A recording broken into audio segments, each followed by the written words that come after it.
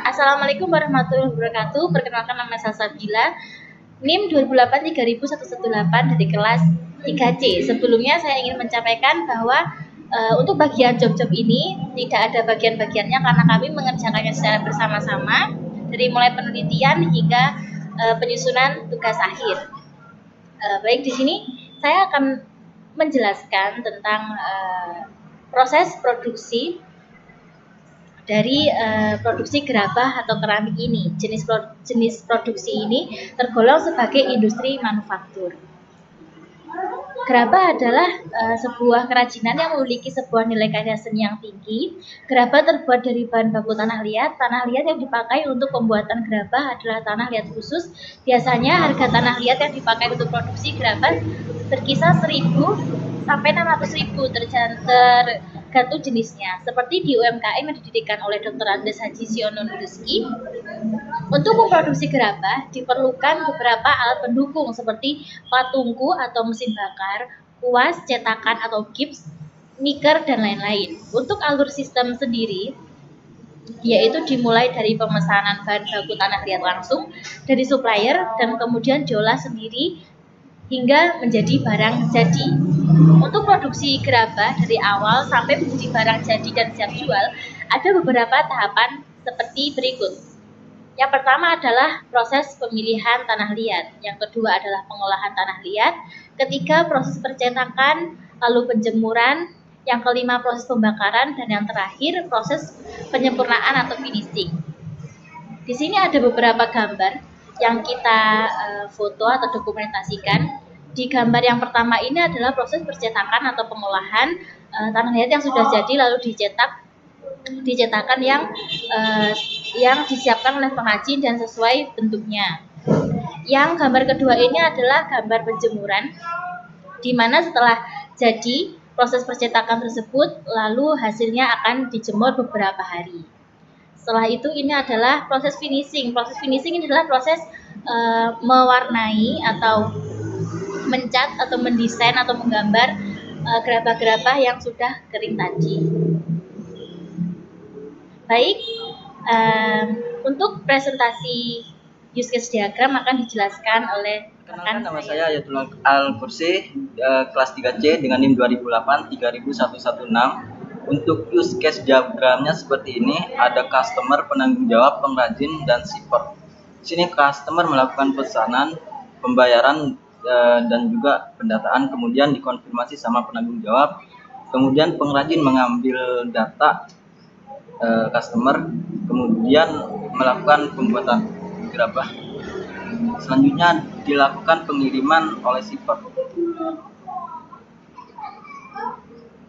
Selanjutnya tabel personik atau PIC yang bertanggung jawab di setiap divisi ada Pak Hendri, yaitu di pemilihan pengolahan dan percetakan tanah liat, Pak Sanusi di penjemuran dan pembakaran, ada Pak Koiri dan Ibu Sulis itu di finishing. Misalnya di proses produksi yang dilakukan itu ada sekitar 6, yaitu proses pemilihan tanah liat, proses pengolahan tanah liat, proses percetakan, penjemuran, pembakaran, dan finishing. Nah, selanjutnya work order. Untuk membuat satu buah guci dibutuhkan beberapa material dan kos, yaitu tanah liatnya sebanyak 5 kg, air secukupnya, cat 1 paket. Biaya yang diperlukan untuk tanah liat 1 kg itu 15.000, ada cat 1 paket seharga 50.000. Biaya proses ada biaya pemilihan, pengolahan, dan percetakan yaitu sebesar 750.000 atau 2 juta per bulan. Ini untuk biaya karyawan biasanya.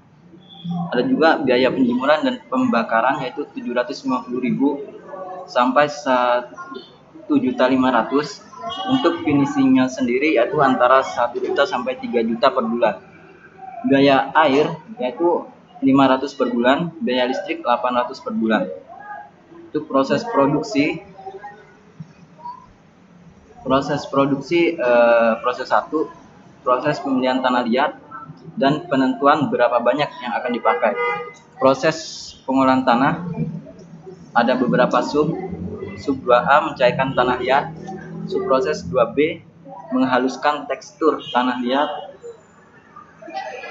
proses 3 proses percetakan. Untuk subnya menentukan bentuk cetakan dan mencetaknya. Pada proses 4 itu melakukan penjemuran, proses 5 pembakaran, dan proses terakhir yaitu finishing yang terdiri dari beberapa sub, yang itu penghalusan gerabah, pembersihan gerabah, pewarnaan, dan pengecatan. Untuk flowchartnya dimulai seperti ini. Ada raw material, yaitu material yang bakal dipakai. Ada subsidi material, yaitu biaya per bulannya, biaya karyawan, dan ada PIC. PIC ini yang melakukan atau orangnya. Selanjutnya untuk proses ini ada sekitar 6 DFB. DFB gak sih? Flowchart, maksudnya flowchart. Yang pertama itu proses pemilihan tanah liat, kemudian dilanjutkan dengan pengolahan tanah liat. Flowchartnya seperti ini. Pengolahan tanah liat dimulai dari tanah liat, terus proses penambahan air, proses pembuatan adonan, penghalusan tekstur, kemudian jika halus akan dilanjutkan dengan tanah liat cair. Ketika tanah liat cair, selanjutnya bakal dilanjutkan dengan proses percetakan, kemudian dilanjutkan lagi penjemuran jika sudah tercetak. Ketika udah berhasil terbentuk, kemudian akan dilanjutkan dengan pembakaran dan finishing untuk proses terakhirnya hingga menjadi barang jadi dan siap jual. Untuk outputnya gerabah. Sekian dari saya. Selanjutnya akan dijelaskan sama Assalamualaikum warahmatullahi wabarakatuh. Perkenalkan, nama saya Anissa Rizky Ramdhani dari kelas 3C dengan NIM 20083000076.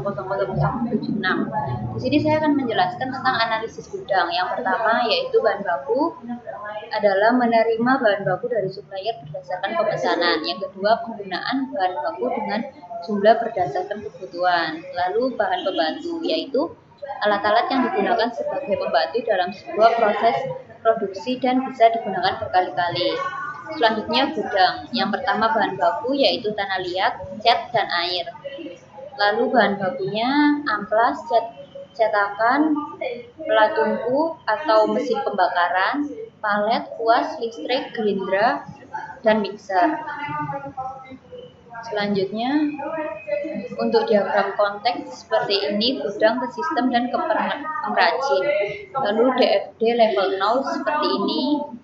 Untuk lebih jelasnya, untuk kejelasannya yaitu penjelasan DFD level 0 yaitu gudang melakukan input bahan baku dan bahan pembantu ke program dan atau sistem inventory. Yang kedua, pengrajin menerima data-data bahan yang ada di gudang. Selanjutnya, pengrajin memberikan detail material yang dibutuhkan untuk pembuatan gerabah. Lalu PIC gudang menerima detail material yang dibutuhkan.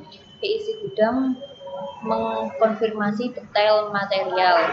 Dan yang terakhir, gudang menerima data detail material yang dibutuhkan. Selanjutnya DFD level 1 seperti ini lebih jelasnya. Lalu untuk kekurangan dari gerabah, yang pertama yaitu gerabah dapat menyerap air sehingga menyebabkan rembesan air. Lalu gerabah mudah pecah dan mudah rapuh. Selanjutnya tekstur gerabahnya agak kasar dan juga keringnya lama. Untuk masalahnya sepi peminat dari dalam negeri. Solusinya dengan mempromosikan yang seperti kekinian, seperti endorse melalui influencer dan membuat konten yang menarik di media sosial. Sekian dari kelompok saya. Terima kasih. Wassalamualaikum warahmatullahi wabarakatuh.